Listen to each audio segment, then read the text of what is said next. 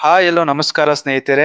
Hope ನೀವೆಲ್ಲ ಚೆನ್ನಾಗಿದ್ದೀರಾ ಅಂತ ಭಾವಿಸುತ್ತಾ, ಇಡೀ ದೇಶದ ಗಮನ ಸೆಳೆಯುತ್ತಿರುವ ತಮಿಳುನಾಡು ವಿಧಾನಸಭಾ ಚುನಾವಣೆಗೆ ಕೆಲ ದಿನಗಳಷ್ಟೇ ಬಾಕಿ ಇದೆ. ಇದರ ನಡುವೆ ಹಲವಾರು ಸಮೀಕ್ಷೆಗಳು ಹೊರಬಿದ್ದಿದ್ದು, ಅವುಗಳಲ್ಲಿ ಯಾವ ಪಕ್ಷ ಅಧಿಕಾರಕ್ಕೆ ಬರಲಿದೆ, ಯಾವ ಪಕ್ಷ ಎಷ್ಟು ಸ್ಥಾನ ಗೆಲ್ಲಲಿದೆ ಎಂದು ಈ ಸಮೀಕ್ಷೆಯಲ್ಲಿ ತಿಳಿಸಿಕೊಡುತ್ತೇವೆ.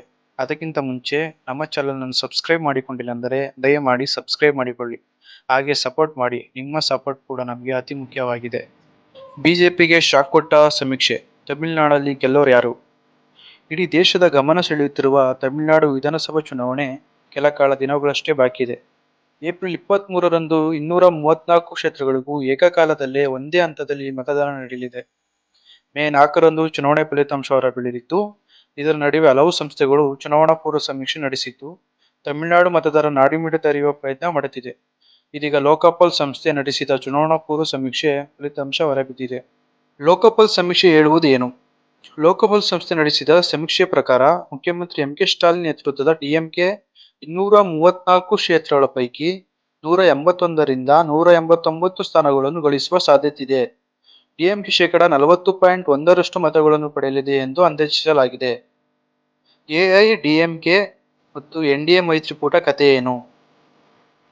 ಮಾರ್ಚ್ 1ರಿಂದ ಏಪ್ರಿಲ್ 1ರ ನಡುವೆ ನಡೆಯಲಾದ ಸಮೀಕ್ಷೆ ಪ್ರಕಾರ ವಿರೋಧ ಪಕ್ಷ ಎಐಡಿಎಂಕೆ ನೇತೃತ್ವದ ಎನ್ಡಿಎ 38ರಿಂದ 42 ಸ್ಥಾನಗಳನ್ನು ಗೆಲ್ಲುವ ನಿರೀಕ್ಷೆ ಇದೆ.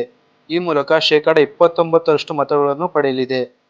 ದಳಪತಿ ವಿಜಯ್ ಅವರ ಟಿವಿಕೆ ಪಕ್ಷಕ್ಕೆ ಎಷ್ಟು ಸ್ಥಾನ? ನಟ ಕಮ್ ರಾಜಕಾರಣಿ ವಿಜಯ್ ದಳಪತಿ ಅವರ ರಾಜಕೀಯ ರಂಗಪ್ರವೇಶ ಮಾಡುತ್ತಿರುವ ಟಿವಿಕೆ ಪಕ್ಷವು 23.9% ಮತಗಳೊಂದಿಗೆ 8ರಿಂದ 9 ಸ್ಥಾನಗಳನ್ನು ಗಳಿಸಲಿದೆ. ಎನ್ಡಿಕೆ ಮತ್ತು ಇತರ ಪಕ್ಷಗಳು ಕ್ರಮವಾಗಿ 4.9% ಮತ್ತು 2.1% ಮತಗಳನ್ನು ಪಡೆಯಬಹುದು. ಆದರೆ ಈ ಪಕ್ಷಗಳು ಫಲಿತಾಂಶದ ಮೇಲೆ ಅಥವಾ ಸರ್ಕಾರದ ರಚನೆಯಲ್ಲಿ ಗಮನಾರ್ಹ ಪರಿಣಾಮ ಬೀರುವ ಸಾಧ್ಯತೆಯಿಲ್ಲ ಎನ್ನಲಾಗಿದೆ. ಸಮೀಕ್ಷೆಯ ಪ್ರಕಾರ ಯಾರು ಮುಖ್ಯಮಂತ್ರಿ ಆಗಬೇಕು? ಸಂಶೋಧನೆಗಳ ಪ್ರಕಾರ ಸ್ಟಾಲಿನ್ ಮುಖ್ಯಮಂತ್ರಿ ಅಭ್ಯರ್ಥಿಯಾಗಿ ಹೆಚ್ಚು ಆದ್ಯತೆ ಪಡೆದ ವ್ಯಕ್ತಿಯಾಗಿದ್ದಾರೆ. ನಂತರದ ಸ್ಥಾನದಲ್ಲಿ ದಳಪತಿ ವಿಜಯ್ ಇದ್ದು, ತದನಂತರ ಸ್ಥಾನದಲ್ಲಿ ಎಐಡಿಎಂಕೆಯ ಎಡಪ್ಪಾಡಿ ಕೆ. ಪಳನಿಸ್ವಾಮಿ ಇದ್ದಾರೆ. ಡಿಎಂಕೆ ಪರ ಜನರ ಒಲವು ಯಾಕೆ? ಕಲೈರ್ ಮகளிர் ಉಣೈ-ತೊಳೈ, ಉಚಿತ ಬಸ್ ಪ್ರಯಾಣ ಮತ್ತು ಉಪಹಾರ ಯೋಜನೆಗಳಂತಹ ಹಲವು ಯೋಜನೆಗಳಿಂದಾಗಿ ಡಿಎಂಕೆ ಮೈತ್ರಿಕೂಟ ಜನರ ಗಮನ ಸೆಳೆಯುವಲ್ಲಿ ಸಫಲವಾಗಿದೆ.